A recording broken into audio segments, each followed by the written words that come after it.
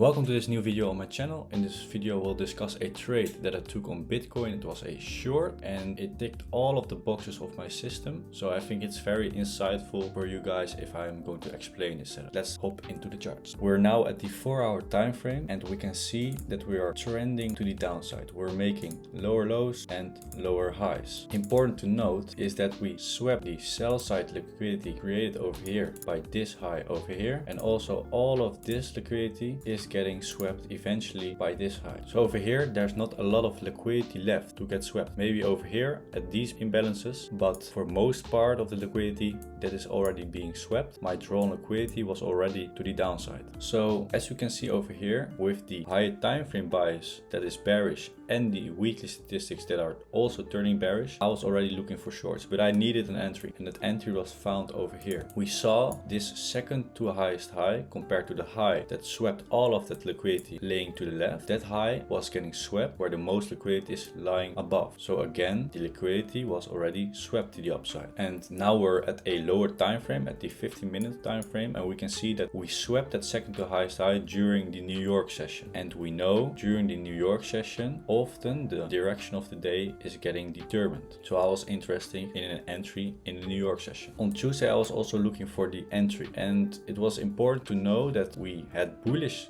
daily statistics but bearish weekly statistics. Why did we have bullish daily statistics? We made a strong low on Tuesday, and afterwards the second pivot was a strong daily high. So the statistics were showing us that more down, more upside was more likely, but I was following the weekly statistics. Now I was looking for an entry. So during the New York pump and afterwards a fast move down, I was moving to the 5-minute time frame. Over here on the 5-minute time frame, we saw that after that strong move down, we saw this high getting disrespected by this high. That high was getting swept by this high. So in order to get out of this bullish low time frame momentum, we had to see a breakdown below this low over here. And a breakdown is a open and close of a candle below. We saw that over here, and that's also where I shorted. So this candle is opening and closing below. So I entered over there with my stop loss above the daily high. And why did I put my stop loss above the daily high and not above this high? That was also a clean invalidation. This high, we had bullish daily statistics, and the daily low over here was not yet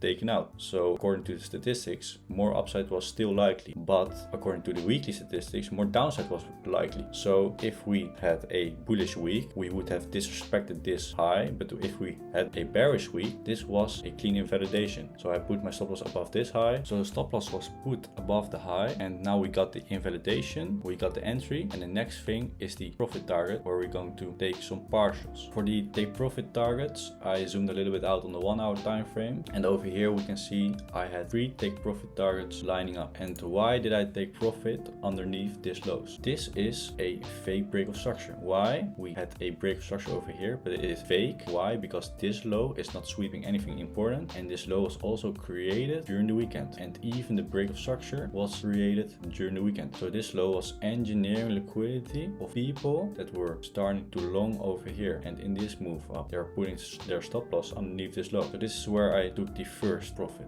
So for my second take profit, we had 3 lows aligning, and often what I say is that underneath the first low of those 3 lows is lying the most liquidity, but we had, according to the statistics, that 80% of weeks were going to hit this price point. So that was a extra confidence. And also often what we see is that also the second low is getting taken out when those 3 lows are aligning. My final take profit target was this second to lowest low. Why is this a high probability take profit target? This is the lowest low and this is the second lowest low. Often under the second to lowest low is where the most liquidity lies, because people are greedy. People want to make as much money as they can. So when they long the price over here, they're not going to put their stop loss underneath the second to lowest low in order to make more RR and more profit. So in the end, you can see that we hit all of the 3 take profit targets that I had set. I used half risk, so I gained about 3 to 4 R, I think. So pretty good trade, I would say. So this was the Bitcoin recap. If you guys have still some questions, you can always ask me, but for now we're gonna close the video and I'm going to say ciao ciao.